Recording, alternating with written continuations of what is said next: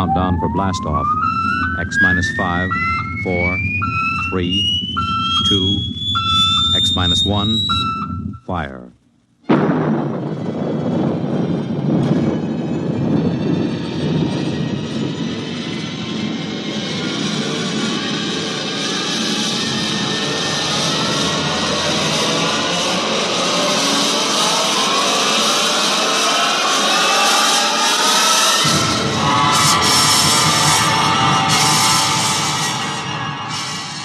From the far horizons of the unknown come tales of new dimensions in time and space.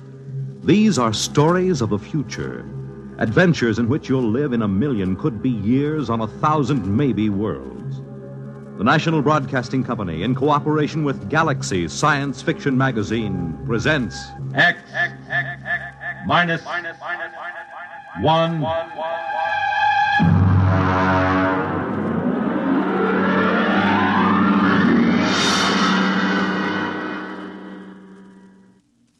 Tonight, the time after the next atomic war. The place, somewhere in the United States.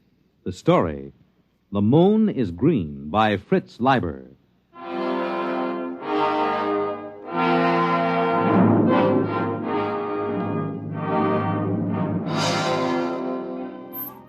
The moon was green. Green as emeralds, green as leaves, green as grass. I reached my arms toward it and let it bathe me. I closed my eyes and let it kiss me. Effie! Effie, where are you? Oh, dear Lord, he mustn't see it. It's so beautiful, and he always kills beauty. Effie! In the bedroom, Hank. I've got to close the shutters before he comes. Mustn't. Effie! What the devil are you doing? Close those shutters, you fool! Come away from there. You're trying to destroy yourself and me, too. You know those shutters are not safe to open for another 5 years. I only wanted to look at the moon. The moon? Here, count yourself for radiation. You know what the Central Committee would do to you for breaking the lead shield? Kill me. I wouldn't mind. Don't talk like that. Would it be so different from being shut up in a lead coffin the way we are now? Would it be worse than the eternal thud of the air conditioners and the radiation filters? Be still and count yourself.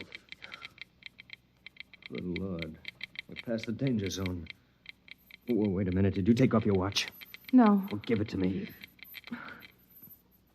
You fool. You little fool. What am I going to do with you? Can't you understand what kind of a world you're living in? Can't you?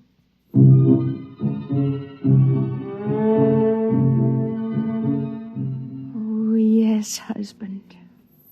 I can understand only too well. It's the world that can't seem to understand. The world that went on stockpiling hydrogen bombs. The world that started testing those bombs, telling itself it hadn't really exploded enough to make the air dangerous. And then began to throw them across continents, one nation against another. It lasted about 2 months. And after that, the fury of doomed men who thought only of taking with them as many of the enemy as possible. After the fury came the time of terror. Men and women with death sifting into their bones and through their nostrils, fighting for bare survival under a dust-hazed sky that played fantastic tricks with the light of the sun and the green light of the moon. The only chance for existence was to claim one of those underground radiation-shielded places. They went to the strong. And afterward, the waiting behind the lead shields. The endless, interminable waiting. You understand, I suppose, that we were allowed to reclaim this ground-level apartment only because the committee believed us to be responsible people? And because I've been making a darn good showing lately? Yes, Hank, I understand. It's a privilege to have some privacy, you know. I could send you back to the basement tenements. Would you like that? Oh, no. Oh, no. Anything rather than that fetid huddling and that shameless communal sprawl. Yet is this really so much better? Being on the surface is meaningless. It only tantalizes. And yet... Well? No, Hank. I don't want to go back underneath. Well, then try to behave yourself. Coming up through the tunnel just now, I decided I'd better talk to you. Frankly, Effie, the committee's beginning to be a little concerned about our lack of children. Oh. Charlie Baker asked me this morning if I'd like my name put on the list for a free woman. You needn't bother. What do you mean? I mean, we're going to have a baby. What? Effie, are you sure? Yes. Effie, that's wonderful. It's magnificent. Do you realize what this means to my rating with the committee? You know how important it is to the community to raise healthy members for the day when we can resume the surface war. Yes, I've heard the broadcast. We'll announce it at the meeting of the junior committee tonight. Tonight? Well, you hadn't forgotten about it, had you? It's the annual banquet. Now, you brighten yourself up and put on your best dress. I want the other juniors to see what a handsome wife the new member has got. What's the trouble now? Well, I'm terribly sorry, Hank, but you'll have to go alone. I'm really not well. There you go again. First the infantile, inexcusable business of opening the lead shutter, and now this. Don't you know what this could mean to my reputation, Effie? I'm sorry. You're coming, Effie. This is just neurotic pampering. Hank, I'll just be sick and you wouldn't be proud of me at all. Now, listen, Effie. Tonight's too important. It'll cause a lot of bad comment if a new member's wife isn't present. You know how just a hint of sickness starts all kinds of rumors about radiation disease. Now, what do you say? No. Effie, you're going. There's nothing wrong with you if I have to... Hank, you're hurting my arm. It isn't good for the baby. Oh, the baby? I'd almost forgotten. Oh, no, we have to be very careful. I suppose if I explain to them you aren't there because of the baby, it will make a difference. Yes, I'll just stay here alone till you come back. When will you be back? Well, those things usually go on pretty late. So if you're expecting company, you needn't worry. Hank? Yes, Effie? Do you remember when we were first married? Of course I remember. You liked to go skiing, remember? You said it was like feeding a hunger for beauty being up on a mountain covered with snow. What are you talking about? You forgot. I haven't forgotten. I have just as much desire to get outside as you do, but I know there's no chance for me. I've got to see that my children and their children survive to see the sun again. We've got to behave like adults, to make sacrifices. We've got to keep the strain pure. Hank, what do you suppose it's like for them? For whom? The freaks and the mutants, the outsiders. What do you know about them? I remember some of the pariahs. They were hairless, cringing creatures with radiation welts all over their bodies. They came begging to be taken in during the last months of the terror. The committee ordered them shot down, just like dogs. We don't like to talk about that. Hank, are they still out there? Effie, this is the sort of talk that's just morbid. Are they? Yes. There are still humans out there. At least they were humans. They know better than to come near the shelters now. Poor creatures. I can't stand here discussing this nonsense all night. I have to get going. And for the last time, are you sure you won't come down with me? No, I'll wait here. Don't you get lonely? No. I was talking to Jim Barnes today. He told me he wasn't going to be able to make it to the banquet either. Touch of the old flu, he said. That isn't like him, is it? Effie, are you listening? What? You remember Jim Barnes, don't you? He used to be sweet on you, said you had the soul of a poet. Well, yes, I remember him. Why? Never mind. Well, I guess I got a bit sharp with you. I'm sorry about that. I was excited about being made a junior and the baby and all. Selfish of me. I apologize. As you get to bed early, I'll probably go over to the men's dorm for a while after the meeting. You'll be completely alone for the next 4 hours. Do you mind? What? Oh, no. Good night, Effie. He looked at me strangely, and then his features returned to their usual, harder, more calculating expression. Was it possible that he had sensed my very dream? Had it been a dream? Oh, it must have been. It wasn't possible that it had really happened. It had just been an illusion, a silly projection out of my starved romantic imagination. I waited until Hank's footsteps vanished down in the tunnel. And then I waited until I heard it. No, it isn't possible. There's nothing out there. Nothing but deformed monsters. I mustn't open the shutters. I mustn't. Oh, dear Lord, I've got to know.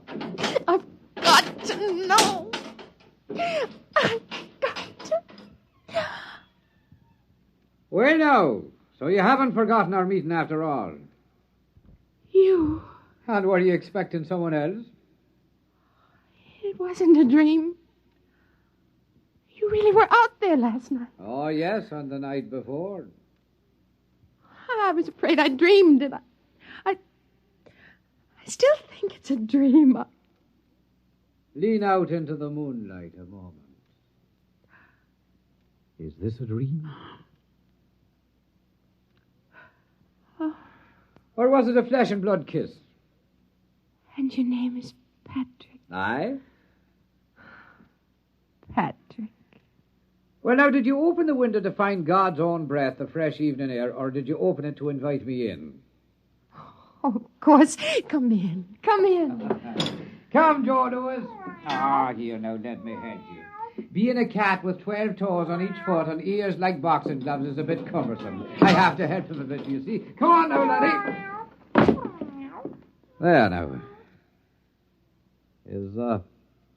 Is your husband about? No, he won't be home for a while. Well, still, I'd better close the door. Oh, no. Leave them open. The radiation? I don't care. I want to see the moonlight. Aye. Would you have a bit of food? Joe Lewis and I are starved for a bite to eat. Oh, yes. Yes, I'll get it. Oh, Effie. Yes. Oh, but you're a fair creature. Thank you.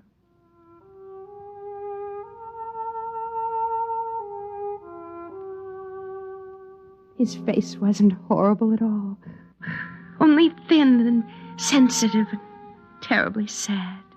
And there were no radiation welts or scars on his skin. He looked just as he had looked that first night when I opened the lead shutter and saw him crouched at the window. And now I knew it had been no dream. He was an outsider, a pariah. He was my love. Here's some canned meat and a food pill, and I put on some water for coffee. Oh, bless you, Arun. Come on now, Joe. Here's a bit of meat for your black soul to feed on. He's hungry, poor creature. Well, then, sit down, girl, where I can look at you. All right. Have you missed me? Oh, yes. Oh, I've had some thoughts of you, I dare say. Talk to me. Of what? Tell me again about outside, what it's like. Again? Again and again. Well, now, outside... You say the coffee's heating? Mm-hmm. Well, then, it is a wonderland for sure. More amazing than you and your entombed folk could ever imagine. A veritable fairyland. Tell me the truth about The it. truth? I am telling you the truth, my love. But the bombs and the dust made only ugliness. At first. But then they changed the life in the seed of them that were brave enough to stay. Wonders beyond wondering bloomed and walked. Well, have none of you been outside? Well, the radiation teams go up into the ruined buildings once or twice a year to find canned food and batteries. But they can only work for a few minutes at a time. Ah, sure, those blind-souled slugs could never see anything but food and batteries anyway. Well, tell me what you see, beyond the city, I mean. Ah, there are gardens there. Gardens where a dozen buds blossom for every one before. And the flowers have petals a yard across. Oh. And there are stingless bees as big as sparrows supping their nectar. Well, did the radiation make all the cats like this one? Like this runt? Why, no, girl. They are grown spotted and huge as leopards. But they're gentle beasts, for the dust has burned all the murder out of every living thing. Well, Hank says the dust kills. Would you like to hear the poem I made? Yes. I'd say it. Fire can hurt me, or water, or the weight of earth. But by some curious coincidence, the dust is my friend. Oh, more. Well, then, there are robins like cockatoos and squirrels like a prince's ermine, all under a treasure chest of sun and moon and stars that the dust changes from ruby to emerald and sapphire. And there are... What is it, love? What's that look for? There's one thing you've never told me about. And what is that? The children. The new children. Ah, now the children. The truth. The truth? Promise. I swear on the skin of my cat here. The children, is it, huh? Well, now, if you'd ever catch a glimpse of one of them, you'd never doubt me again. They have long limbs and smiling, delicate faces and white teeth and the finest hair. They're so nimble that even I, a sprightly man and somewhat enlivened by the dust, feel crippled beside them, and their thoughts dance like flames. But what's wrong with them, Patrick? Wrong? Nay, love, there's nothing wrong. Different, perhaps, and new, but not wrong. Oh, tell me. Well, then, they do have 7 fingers on each hand and 8 toes on either foot. But they're much more beautiful for it. And they have large, beautiful ears that the sun shines through. So lovely and delicate to behold. How do they behave? Their minds? Not as you and I, perhaps. They play happily in the gardens all day long, laughing and finding joy in the simplest beauty. Are they defective?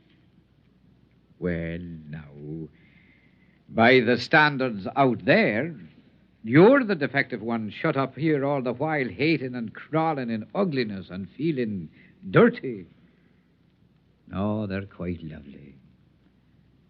And they're quite perfect, the new children. Oh, you're telling the truth. You're not making it up. It is true, every word of it. Oh, I'll admit you have to look a bit hard to find these things I've been telling you. But find them you may. Do you believe me? Oh, yes. Yes, I believe you. But I'm afraid.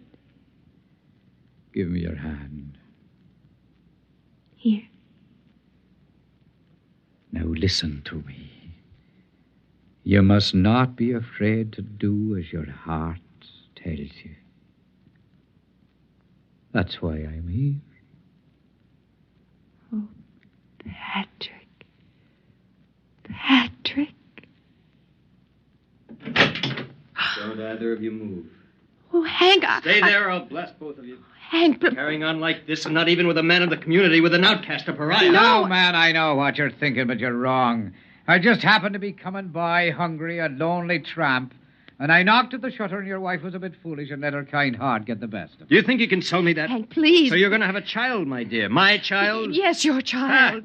I should pull this trigger right now. I should shoot him down in cold blood. Man, you're mad. I never touched your wife. You contaminated pariah. You're going to die. Don't you know that? Hank, if you kill him, you kill the bringer of the best news we've ever had. Oh, Hank, put aside your jealousy for just a minute and listen to me. Patrick has something wonderful to tell us, all of us. What do you mean? I mean that we need no longer fear the dust. Oh, Hank, remember how it was with me. All the exposure I had, and yet there are no burns. Hank, those who were brave enough to stay outside have adapted. They've become a beautiful people. Did he tell you that? Everything that grew or moved was purified. He filled you with lies so he could take you. No, it's true. The radioactivity is almost gone, burned out. Effie, I've been out there. It's horrid. No. You've been blinded. Blinded to beauty. Blinded to living. Good Lord, you believe it? It's true. It must be true. Look at Patrick. He's living proof. He's been outside for a year and there isn't a mark on him, not a scar. It's because he's brave. And the dust can't hurt the brave. Oh, you think that's it, huh? All right, Effie, I'm going to prove something to you.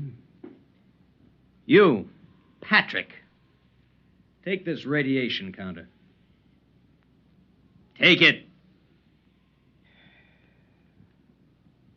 Very well. Press the button and count yourself. Go on. As you say. Read it. Read it!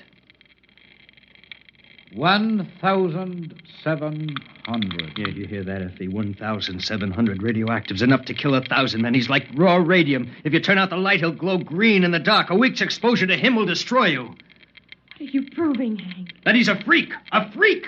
Get away from him. He's destroying you right now.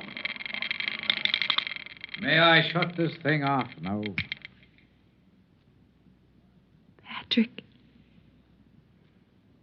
is it true? Yes, I'm afraid 'tis true. Oh, you do well to cringe, both of you. I'm living death. I'm death itself. As your husband so wisely said, I'm a freak. Just like the man who ate nails and walked on fire. Only my oddity is that for some unknown reason, the dust can't harm me. I'm the only one. Step right up, ladies and gentlemen. Not too close now. And examine the man who couldn't die.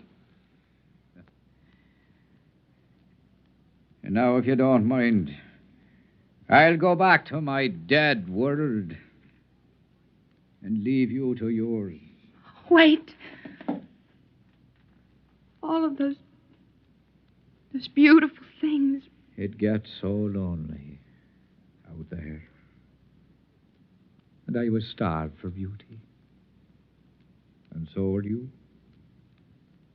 There's no garden out there. Garden. Listen to me, the both of you. What is out there is more terrible than either of you can imagine. You're worse than Hank, even. He only killed beauty once. But you brought it to life so you could kill it again. You're afraid. Afraid of the loneliness out there. Well, I'm not afraid. Effie, keep away from the window. No, I'm not afraid. Maybe there is no garden out there. And no beautiful, strange children to play happily. But there can be if we're brave enough. Effie! I'm going, Hank! I'm going, Hank! Effie, come back, Effie! It's no use trying to keep her, man. Effie, come back! I love you! Come back! It is no use, man. There's still time. She stood the dust better than most. There's still time. The dust won't hurt you. Find her. Bring her back. I'll reward you. I'll give you food. If you want her, you'll have to go yourself. She'll die. Maybe she won't. How can you say such a thing? Because perhaps she's like me. Aye.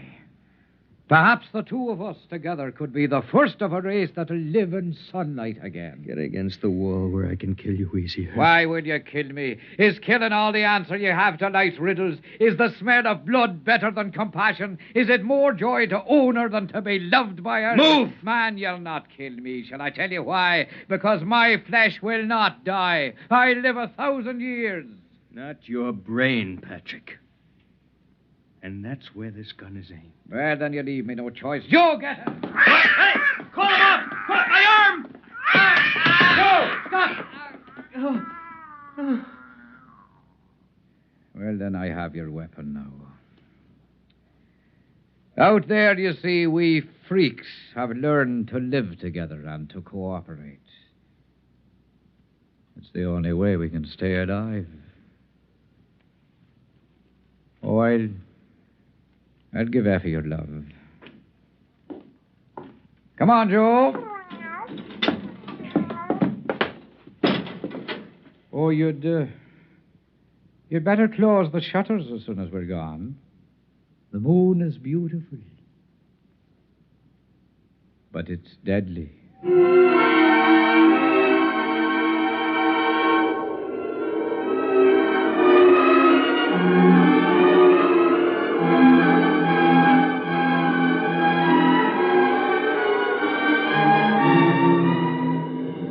I was waiting for him at the end of the ruined street.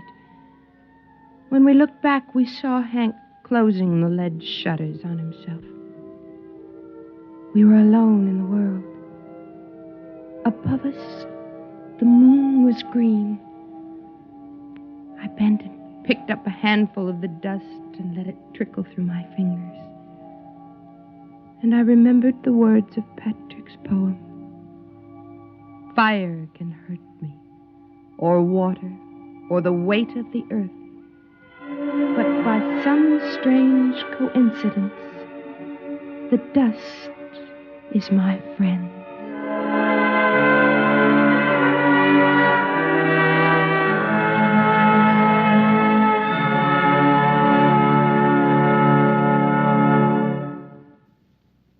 You have just heard X-1, presented by the National Broadcasting Company in cooperation with Galaxy Science Fiction Magazine, which this month features Advance Agent by Christopher Anvil, the story of a spy who had the worst possible break.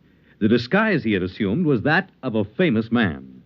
Galaxy Magazine, on your newsstand today. Tonight, by transcription, X-1 has brought you The Moon is Green, a story from the pages of Galaxy written by Fritz Leiber and adapted for radio by George Lefferts. Featured in the cast were Joyce Gordon as Effie, Bill Lipton as Hank, Ian Martin as Patrick, and Frank Milano as the cat. This is Fred Collins. X-1 was directed by Fred Way and is an NBC Radio Network production.